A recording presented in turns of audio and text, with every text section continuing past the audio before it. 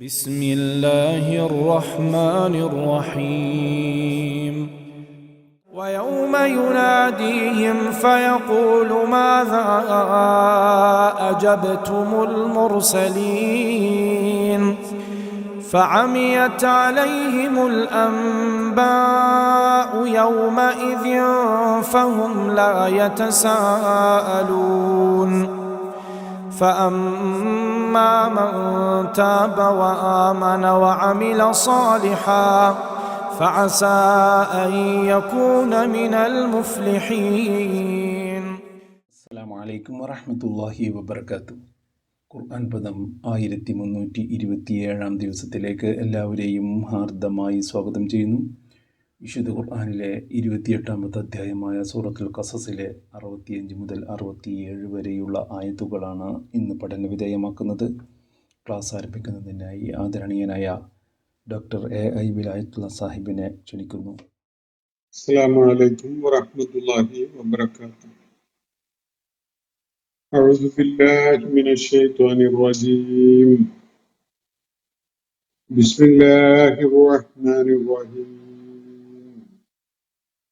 ويوم يناديهم فيقول ماذا أجبتم المرسلين فعميت عليهم الأنباء يومئذ فهم لا يتساءلون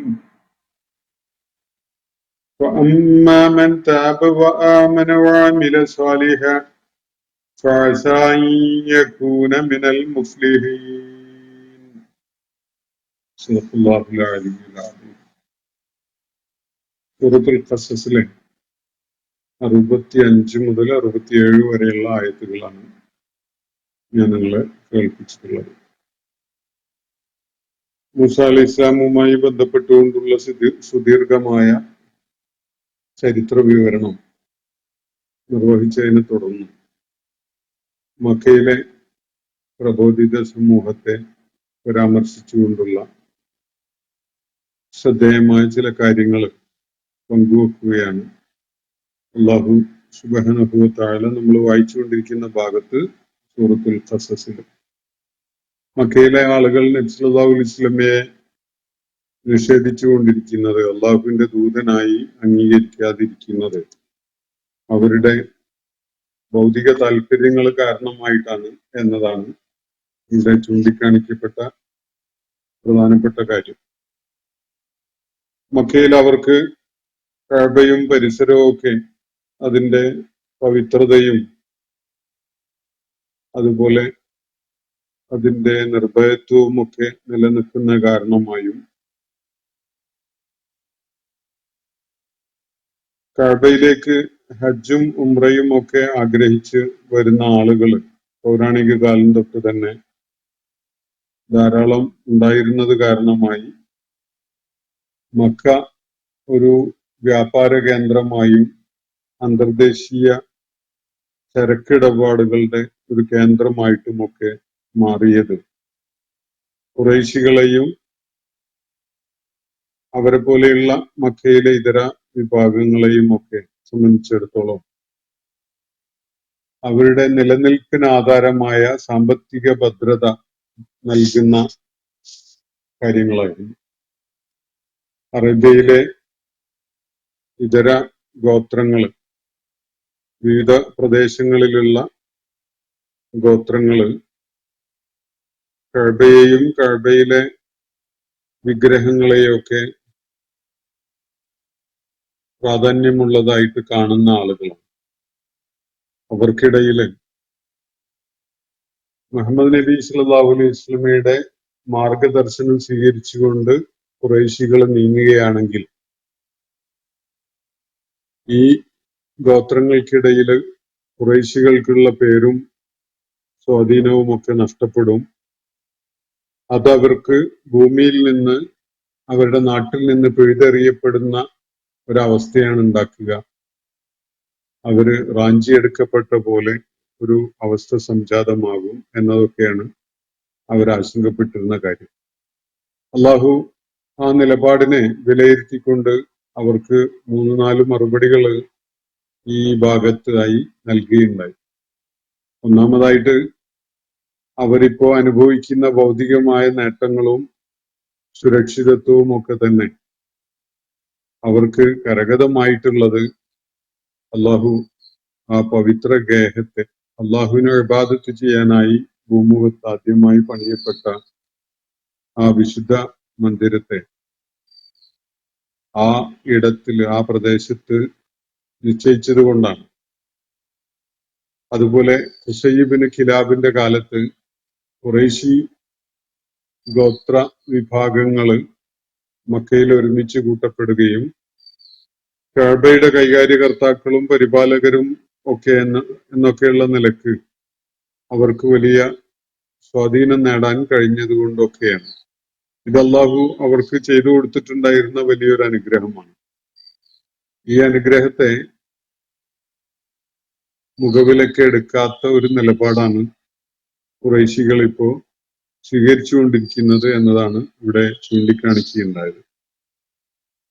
എന്തായാലും അവര് അള്ളാഹുവിനെ അഭിമുഖീകരിക്കേണ്ടി വരുന്ന ആ സന്ദർഭം എത്തുമ്പോ അള്ളാഹു അവരോട് നിശ്ചയമായിട്ടും ചോദിക്കും, അയിന ശുറക്കാഇ അല്ലദീന കുൻതും തസഉമൂൻ, നിങ്ങൾ വലിയ അവകാശവാദങ്ങളൊക്കെ നടത്തിയിരുന്ന നിങ്ങളുടെ ഈ പങ്കാളികൾ എവിടെ പോയി? അള്ളാഹുവിനോടൊപ്പം നിങ്ങൾ കൽപ്പിച്ചുണ്ടാക്കിയ പല പങ്കാളികളും ഉണ്ടായിരുന്നല്ലോ, അവരെവിടെ പോയി എന്നതാണ് അവരോട് ഉന്നയിക്കപ്പെടുന്ന ചോദ്യം.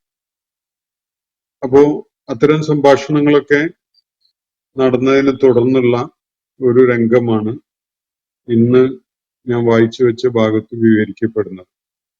വയൗമ യുനാദീഹിം ഫയഖൂലു മാദാ അജബ്തുമുൽ മുർസലീൻ. ഈ ആയത്ത് മുതലാണ് ഇന്ന് നമ്മൾ പഠന വിധേയമാക്കുന്ന ഭാഗം വരുന്നത്. അപ്പൊ ഈ ആയത്തില് അള്ളാഹു ഒരു രംഗം വിവരിക്കുകയാണ്. മരണാനന്തരം അള്ളാഹുവിന്റെ മുന്നിൽ എല്ലാവരും മഹ്ശറിൽ ഒരുമിച്ച് കൂട്ടപ്പെടുന്ന ഘട്ടത്തിലുള്ള ഒരു രംഗം. യൗമ യുനാദീഹിം, അള്ളാഹു അവരെ വിളിക്കുന്ന ദിവസം.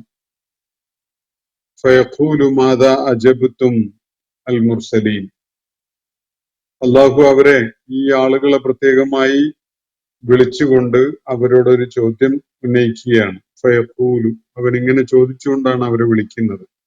മാദാ അജബ്തുമുൽ മുർസലീൻ, ദൂതന്മാർക്ക് എന്ത് മറുപടിയാണ് നിങ്ങൾ നൽകുകയുണ്ടായത്? അള്ളാഹു നിരന്തരം വ്യത്യസ്ത സമൂഹങ്ങളിലേക്കായിട്ട് ദൈവിക ദൂതന്മാരെ അയക്കുകയുണ്ടായിട്ടുണ്ട്. ഈ ദൈവിക ദൂതന്മാര് നിങ്ങളുടെ അടുക്കലെത്തിയപ്പോ നിങ്ങൾ എന്ത് മറുപടിയാണ്, എന്ത് ഉത്തരമാണ് നൽകുകയുണ്ടായത് എന്നതാണ് ഈ ആളുകളോട് അള്ളാഹു ചോദിക്കുന്ന ചോദ്യം. എന്റെ തൊട്ടു മുമ്പുള്ള ഭാഗത്ത് നമ്മൾ കാണുകയുണ്ടായി, ഈ ഇവരുടെ ആരാധ്യന്മാരായിരുന്ന ഈ ആളുകള് അവർ അള്ളാഹുവിനോടൊപ്പം തങ്ങൾക്ക് പങ്കാളിത്തമുണ്ട് എന്ന വിധത്തില് ഈ അനുയായികൾ അവരെ മനസ്സിലാക്കുകയും അവരോട് പ്രാർത്ഥിക്കുകയൊക്കെ ചെയ്തിരുന്നതാണല്ലോ. അപ്പൊ ഈ ആളുകള് ആ ഘട്ടത്തില് ആ ഉത്തരവാദിത്വം ഒഴിയാണ്. ഞങ്ങള് സ്വന്തം നിലയ്ക്ക് തന്നെ പിഴച്ചുപോയി, ഇവരും ഇവരുടെ ഉത്തരവാദിത്വത്തിലാണ് അവർക്ക് പിഴവുണ്ടായിട്ടുള്ളത്, അതുകൊണ്ട് ഇവരുടെ ഉത്തരവാദിത്വം ഞങ്ങൾ ഏൽക്കുന്നില്ല എന്ന വിധത്തിൽ അവർ ഒഴിഞ്ഞു മാറുകയാണ്. ആ ഒരു രംഗം തൊട്ടു മുകളിൽ വിവരിക്കപ്പെട്ടതാണ്. അതിനുശേഷമാണ് നമ്മൾ ഈ വായിച്ച ആയത്തുകൾ വരുന്നത്. അള്ളാഹു ആ രംഗം പാരത്രിക ലോകത്ത് മഹ്ശറിൽ എല്ലാവരും ഒരുമിച്ച് കൂട്ടപ്പെടുന്ന ആ ഘട്ടത്തില് ഈ പ്രവാചകന്മാരെ അവഗണിച്ച, പ്രവാചകന്മാരെ നിഷേധിക്കുകയോ തള്ളിക്കളയുകയോ ഒക്കെ ചെയ്ത ആളുകളെ വിളിച്ച് ഒരു കാര്യം ചോദിക്കുന്ന രംഗമാണ് അല്ലാഹുവിടെ വിവരിക്കുന്നത്. യൗമ യുനാദീഹിം, നാം അവരെ വിളിക്കുന്ന ആ ദിവസം, ശ്രദ്ധ അർഹിക്കുന്ന, നിങ്ങൾ ഗൗനിക്കേണ്ട ഒരു വിഷയമാണത്. ആ നാളിൽ ഫയഖൂലു, അള്ളാഹു അവരോട് ചോദിക്കും, മാദാ അജബ്തുമുൽ മുർസലീൻ, ദൂതന്മാർക്ക് നിങ്ങൾ എന്ത് മറുപടിയാണ് നൽകിയത്? അള്ളാഹുവിന്റെ സത്യമാർഗത്തിലേക്ക് നിങ്ങളെ ക്ഷണിക്കുന്നവരായിക്കൊണ്ട് ദൂതന്മാർ നിങ്ങളുടെയൊക്കെ അടുക്കൽ എത്തിയിട്ടുണ്ടായിരുന്നതാണ്. എന്ത് മറുപടിയാണ് നിങ്ങൾ അവരുടെ ആ പ്രബോധനത്തിന്, അവരുടെ ആ വിളിക്ക് നൽകുകയുണ്ടായിട്ടുള്ളത്? എന്തുത്തരമാണ് നിങ്ങൾ നൽകിയത്? ഇജാബത്ത് എന്ന് പറഞ്ഞാല് മറുപടിയാണ്, ജവാബ് എന്നൊക്കെ പറയുന്ന പോലെ അതിന്റെ ക്രിയാരൂപമാണ് അജബത്തും. ഇവിടെ നിങ്ങൾ എന്ത് മറുപടിയാണ് നൽകുകയുണ്ടായത്? അൽ മുർസലീൻ, ദൈവിക ദൂതന്മാർക്ക്. ദൈവിക ദൂതന്മാർ കാഴ്ചക്കാരായിട്ട് വന്നവരായിരുന്നില്ല. അവര് നിങ്ങൾക്ക് വളരെ പ്രയോജനകരമായ ജീവിത ദർശനം പകർന്നു തരുന്നവരായിട്ടാണ് വന്നിട്ടുണ്ടായിരുന്നത്. അവര് നിങ്ങളെ സത്യമാർഗത്തിലേക്ക് വിളിക്കുകയുണ്ടായി. നിങ്ങൾ എന്ത് മറുപടിയാണ് നൽകുകയുണ്ടായത് എന്നതാണ് അള്ളാഹു ഈ ഘട്ടത്തിൽ അവരോട് ചോദിക്കുന്നത്. അള്ളാഹു പറയണം, അന്നേ ദിവസം പ്രവാചകന്മാരോട് നിങ്ങൾ എന്ത് മറുപടി നൽകി എന്ന ചോദ്യം ഉന്നയിക്കപ്പെടുന്ന നാളിൽ അന്നേ ദിവസം സകല വിവരങ്ങളും അവരെ സംബന്ധിച്ചിടത്തോളം ഒരുതരം അന്ധതയായി, ഇരുട്ടടിയായി മാറുകയാണ്. പല കാര്യങ്ങളും അവർക്ക് അറിയുന്നതുണ്ട്, ഒരുപാട് ഇൻഫർമേഷൻ അവർക്ക് അവരുടെ ജീവിത ഭാഗതയുമായി ബന്ധപ്പെട്ടുകൊണ്ട് അവർക്ക് അറിയുന്നതായിട്ടുണ്ട്. പക്ഷേ അതൊക്കെ ഒരുതരം ആശയക്കുഴപ്പത്തിന്റെ അല്ലെങ്കിൽ പൂർണ്ണമായ അവ്യക്തത മാത്രം നൽകുന്ന ഒരു സംഗതിയായിട്ട് മാറിയിരിക്കുകയാണ് അവരെ സംബന്ധിച്ചിടത്തോളം. ഫഅമിയത് അലൈഹിമുൽ അംബാ, യഥാർത്ഥത്തിൽ ഏത് ഇൻഫർമേഷനും ആളുകൾക്ക് വെളിച്ചമാണ് പകരേണ്ടത്. അംബ എന്ന് പറഞ്ഞാൽ നബഇന്റെ ബഹുവചനാണ്. സൂറത്തു നബ ഇല്ലേ, നബ എന്ന് പറഞ്ഞ വാർത്ത, ഇൻഫർമേഷൻ, വിവരം എന്നൊക്കെയാണ് അർത്ഥം. അതിന്റെ ബഹുവചനാണ് അംബ. അപ്പോ അവരെ സംബന്ധിച്ചിടത്തോളം എല്ലാ നബകളും എല്ലാ ഇൻഫർമേഷനും ഒരുതരം ഇരുട്ടുകുത്തലായി മാറി. അമിയത്ത് എന്ന് പറഞ്ഞാൽ അന്ധത വരിക എന്നാണ് അർത്ഥം. ഒഴമി എന്ന് പറഞ്ഞാല് അന്ധൻ എന്നാണ്, അല്ല അന്ധത എന്നാണ്. അതുപോലെ ഈ പ്രയോഗം ഒമിയത്ത് എന്നുള്ളത് അതിൽ നിന്നുള്ള ഒരു ക്രിയാരൂപമാണ്. ഈ വാർത്തകളും വിവരങ്ങളും ഒക്കെ തന്നെ അവരെ സംബന്ധിച്ചിടത്തോളം ഒരു ഇരുട്ടുകുത്തലായി മാറി. അവരുടെ അറിവ്, ഇത് സംബന്ധമായി അവർക്ക് നേടാൻ കഴിഞ്ഞിട്ടുള്ള അറിവ് വെച്ചുകൊണ്ട് എന്തെങ്കിലും പറയാൻ കഴിയുന്ന വ്യക്തതയുള്ളവരല്ല അവരാ ഘട്ടത്തില്.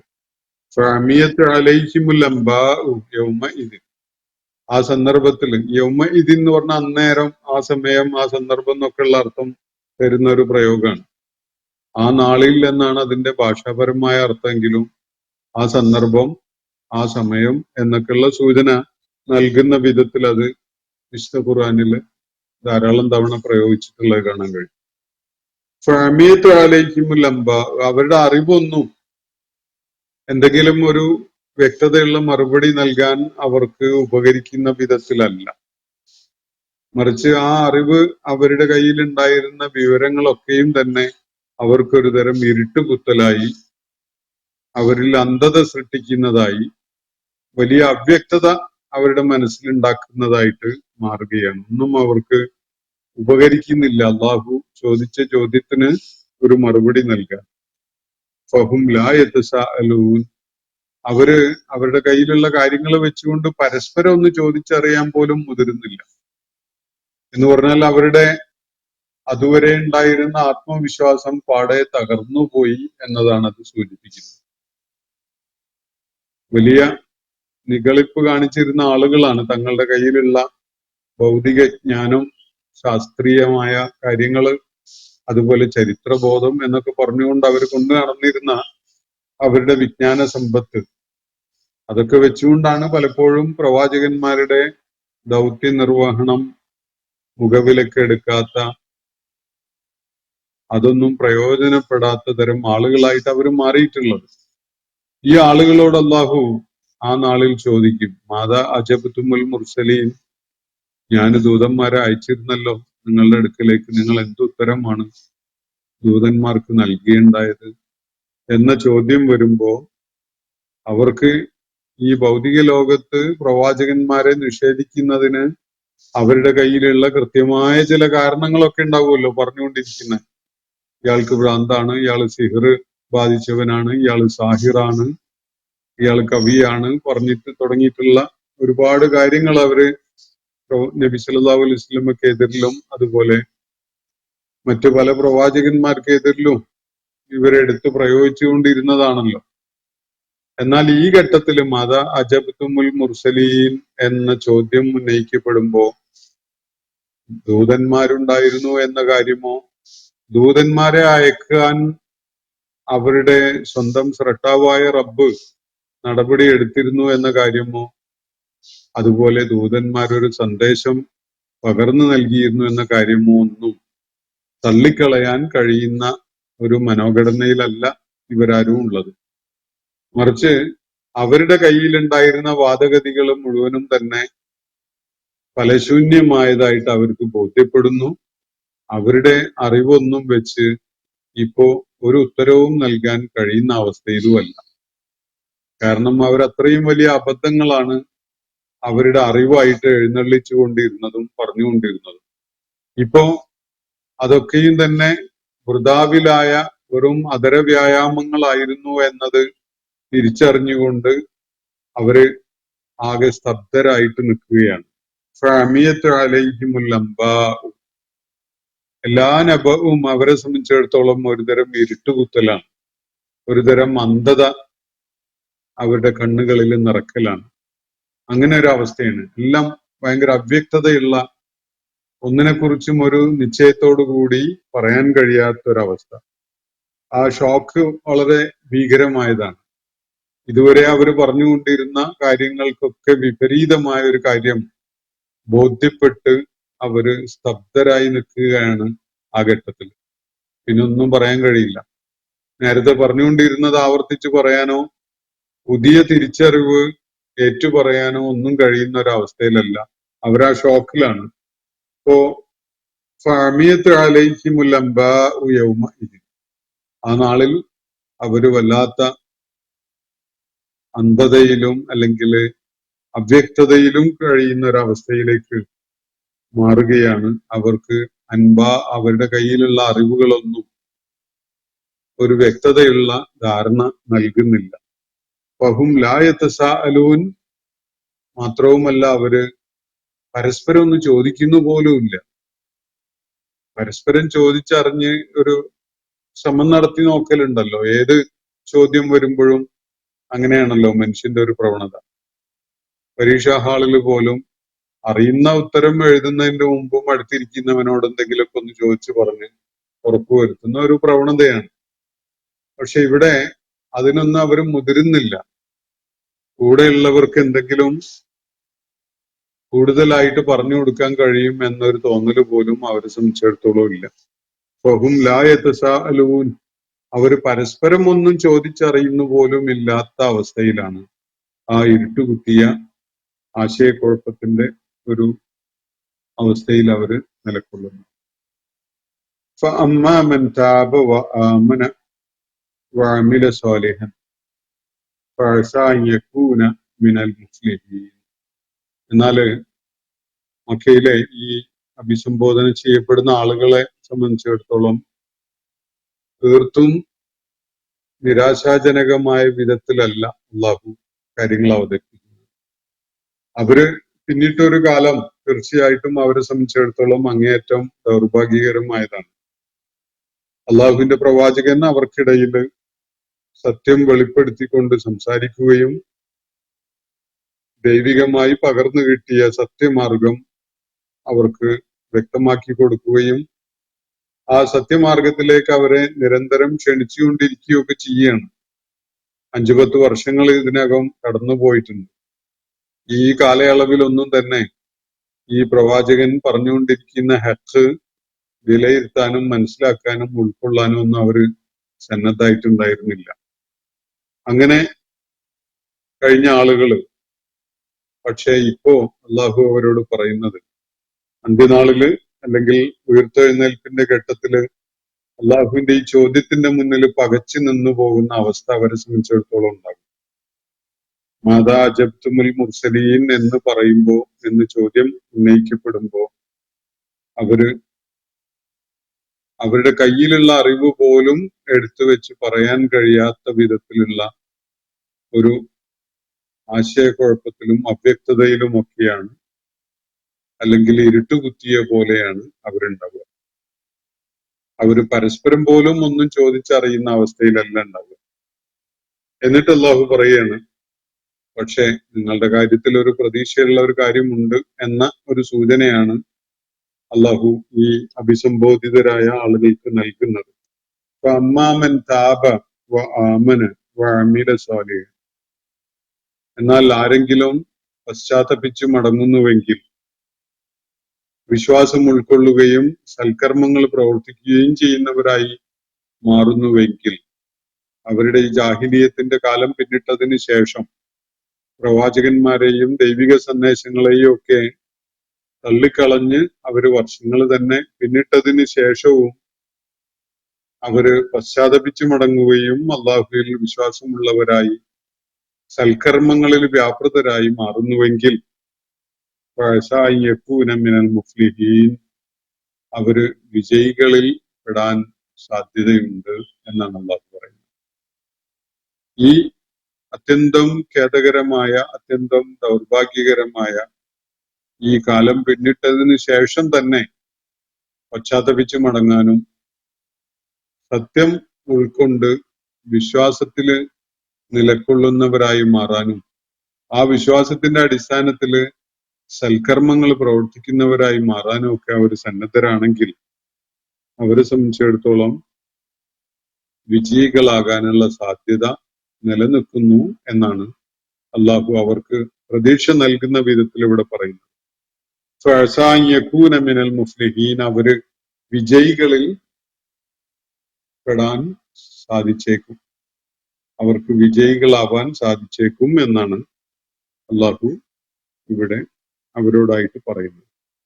അപ്പൊ ഈ ഭാഗത്ത് നമ്മള് മക്കയിലെ ആളുകൾക്ക് അവരുടെ മുന്നില് അള്ളാഹുവിന്റെ ദൂതൻ ദൈവിക സന്ദേശം അവതരിപ്പിച്ച് കാര്യങ്ങളൊക്കെ വ്യക്തമാക്കി വർഷങ്ങൾ തന്നെ പിന്നിടുന്ന ആ ഘട്ടത്തില് അവര് വൈകാത്ത ഭാവിയിൽ അഭിമുഖീകരിക്കേണ്ടി വരുന്ന ഒരു സാഹചര്യം എന്തായിരിക്കും എന്നത് പറഞ്ഞു കൊടുക്കുകയാണല്ലോ. തീർച്ചയായിട്ടും അള്ളാഹുവിന്റെ മുന്നിൽ ഹാജരാക്കപ്പെടുമ്പോ മാതാ അജബ്തുമുൽ മുർസലീൻ എന്ന ചോദ്യം അവര് അഭിമുഖീകരിക്കേണ്ടി വരും. അപ്പൊ അവർക്കൊന്നും അങ്ങനെ കൃത്യതയോടുകൂടി ധൈര്യത്തില് ഞെളിഞ്ഞു നിന്ന് പറയാനുണ്ടാവില്ല. കാരണം നേരത്തെ അവര് വലിയ വീരന്മാരായിക്കൊണ്ട് പറഞ്ഞുകൊണ്ടിരുന്ന സംഗതികളൊന്നും ഇവിടെ വിലപ്പോവില്ല എന്നുള്ളത് അവർക്ക് ബോധ്യമായിട്ടുണ്ടാകും. അതിനകം അള്ളാഹുവിന്റെ പ്രവാചകനെ തള്ളിക്കളയുന്നതിന് അവർ കണ്ടിരുന്ന കാരണങ്ങളൊന്നും ഇനി അള്ളാഹുവിന്റെ മുന്നിൽ എത്തിയ അവസ്ഥയിൽ അവർക്ക് ആവർത്തിച്ച് പറയാൻ സാധിക്കില്ല. കാരണം അതൊക്കെ അവർക്ക് തന്നെ പകൽ വെളിച്ചം പോലെ ബോധ്യപ്പെട്ടിട്ടുണ്ടാകും. തങ്ങൾ പറഞ്ഞുകൊണ്ടിരുന്നതൊക്കെ വെറും വിഡ്ഢിത്തമായിരുന്നു എന്ന കാര്യം. അപ്പൊ സ്വാഭാവികമായിട്ടും അവര് ആകെ സ്തബ്ധരായി, നിശബ്ദരായി, പരസ്പരം ഒന്നും ചോദിച്ച് പങ്കുവെച്ച് പറയെങ്കിലും ചെയ്യുക എന്ന് പോലും ആലോചിക്കാൻ കഴിയാത്ത ഒരവസ്ഥയിൽ അകപ്പെട്ടു പോകും. ഇതാണ് അള്ളാഹു വരാനിരിക്കുന്ന നാളുകളിൽ അവർക്ക് നേരിടേണ്ടി വരുന്ന ഒരു സാഹചര്യത്തെ കുറിച്ച് അവർക്ക് മുൻകൂട്ടി താക്കീത് എന്നുള്ള നിലക്ക് അവർ അറിയിക്കുന്നത്. പക്ഷേ അവരുടെ മുന്നിൽ ഒരു കവാടം തുറന്നു കിടക്കുന്നുണ്ട്. അത് തൗബയുടെ കവാടമാണ്, ഈമാന്റെ കവാടമാണ്, അമലു സ്വാലിഹാത്തിന്റെ കവാടമാണ്. ഈ 3 കാര്യങ്ങൾ ചെയ്തുകൊണ്ട് അവർക്ക് ആകാൻ സാധിച്ചെന്ന് വരാം എന്നാണ് അള്ളാഹുവിടെ പറയുന്നത്. തൗബയുടെ കവാടം, പശ്ചാത്തപിച്ച് മടങ്ങുക എന്നുള്ളത് വിശുദ്ധ റമദാന്റെ അവസാന നാളുകളിലാണ് നമ്മൾ ജീവിതത്തിലെ പിഴവുകളും പോരായ്മകളും രശകുകളും ഒക്കെ പറ്റാത്തവരായിട്ട് ആരും ഉണ്ടാവില്ല. വീഴ്ചകൾ ധാരാളം സംഭവിച്ചിട്ടുണ്ടാവും നമുക്കൊക്കെ തന്നെ. അള്ളാഹുവിനോട് ഉള്ളു തുറന്ന് മനസ്സുരുകി അതിന് തൗബ ചെയ്ത് പശ്ചാത്തപിച്ച് മടങ്ങുകയും അള്ളാഹുവിന്റെ തൃപ്തിയിലേക്ക് തിരികെ എത്താൻ അള്ളാഹുവിന് അവിടെ അതിനുള്ള തൗഫീഖും തൗസീഉം ആവശ്യപ്പെട്ടുകൊണ്ട് ചോദിച്ചുകൊണ്ട് ഹൃദയം തുറന്ന് അള്ളാഹുവിനോട് തേടാനുള്ള ഏറ്റവും സൗഭാഗ്യകരമായ ഒരു സന്ദർഭമാണ് ഈ റമളാന്റെ അന്ത്യനാളുകൾ. അള്ളാഹു അത് ഏറ്റവും ഫലപ്രദമായ വിധത്തിൽ പ്രയോജനപ്പെടുത്താൻ നമുക്കൊക്കെയും സൗഭാഗ്യവും തൗഫീഖും ഒക്കെ നൽകുമാറാകട്ടെ. നമ്മുടെ ഒരുപാട് സഹോദരന്മാര് ലോകത്തിന്റെ പല ഭാഗങ്ങളിൽ അവര് പലരും പോരാട്ട രംഗത്താണുള്ളത്, പലരും തടവറകളിലാണുള്ളത്, അതുപോലെ പലരും ജീവിത പ്രയാസങ്ങളുടെ ദുരിതക്കയങ്ങളിൽ കഷ്ടപ്പെടുന്നവരായിട്ടുമുണ്ട്. ആശുപത്രികളിൽ മാരകമായ മുറിവൊക്കെ പറ്റി യുദ്ധ രംഗത്ത് ആക്രമണത്തിനിരയായി കൈകാലുകൾ നഷ്ടപ്പെട്ട് ജീവന് വേണ്ടി പോരടിച്ചുകൊണ്ടിരിക്കുന്ന അവസ്ഥയിൽ കഴിയുന്ന ഒക്കെ ഒരുപാട് ആളുകൾ നമ്മുടെ ഈ ഉമ്മത്തിന്റെ ഭാഗമായിട്ട് പലയിടത്തും. പലരും അനന്തമായ ജയിൽവാസത്തിൽ കഴിയുന്നവരാണ്. അവരുടെ കുടുംബങ്ങള് അവരെ ആശ്രയിച്ചു കഴിഞ്ഞവരായിരുന്നു. അവര് ജീവിത ആവശ്യങ്ങൾക്ക് വേണ്ടി വലിയ പ്രയാസങ്ങൾ നേരിട്ടുകൊണ്ടിരിക്കുകയാണ്. അതുപോലെയുള്ള പ്രശ്നങ്ങളിൽ അകപ്പെട്ട ഒരുപാട് ആളുകൾ. അത്തരം ആളുകൾക്ക് അള്ളാഹുവിന്റെ സഹായവും കാരുണ്യവും ഒക്കെ കിട്ടാൻ തേടിക്കൊണ്ട് അള്ളാഹുവിനോട് നമുക്ക് പ്രാർത്ഥിക്കേണ്ടതുണ്ട്. അള്ളാഹു നമ്മുടെ പ്രാർത്ഥനകളെ, നമ്മുടെ ഹൃദയത്തിന്റെ ഒരുക്കങ്ങളെ തീർച്ചയായിട്ടും കാണുകയും ഈ ആളുകളുടെ വിഷമങ്ങൾ നീക്കിക്കൊടുക്കുകയും ചെയ്യും എന്നാണ് നമ്മളെല്ലാവരും പ്രതീക്ഷിക്കുന്നത്. അല്ലാഹുമ്മ ഇഖ്വാനുന ഫീ സബീലിക, അല്ലാഹുമ്മ ഇഖ്വാനുന ഫിൽ മശാകിൽ, അല്ലാഹുമ്മ ഇഖ്വാനുന ഫിസ് സുജൂൻ, അല്ലാഹുമ്മ അയ്യിദുഹും, അല്ലാഹുമ്മ അഹ്മിഹിം, അല്ലാഹുമ്മ അൻസുർഹും, അല്ലാഹുമ്മ അൻത വലിയ്യുഹും വവലിയ്യുനാ യാ റബ്ബൽ ആലമീൻ. اللهم تقبل منا إنك أنت السميع الدعاء وآخر دعوانا أن الحمد لله رب العالمين. السلام عليكم ورحمة الله وبركاته. ഇന്നത്തെ ഖുർആൻ പദം ഇവിടെ സമാപിക്കുന്നു. ഖുർആൻ പഠനത്തിൽ പങ്കെടുത്ത എല്ലാവർക്കും അല്ലാഹു അർഹമായ പ്രതിഫലം നൽകി അനുഗ്രഹിക്കട്ടെ. വആഖിർ ദഅവാനാ അനിൽ ഹംദുലില്ലാഹി റബ്ബിൽ ആലമീൻ. അസ്സലാമു അലൈക്കും വറഹ്മത്തുള്ളാഹി വബറകാതുഹു.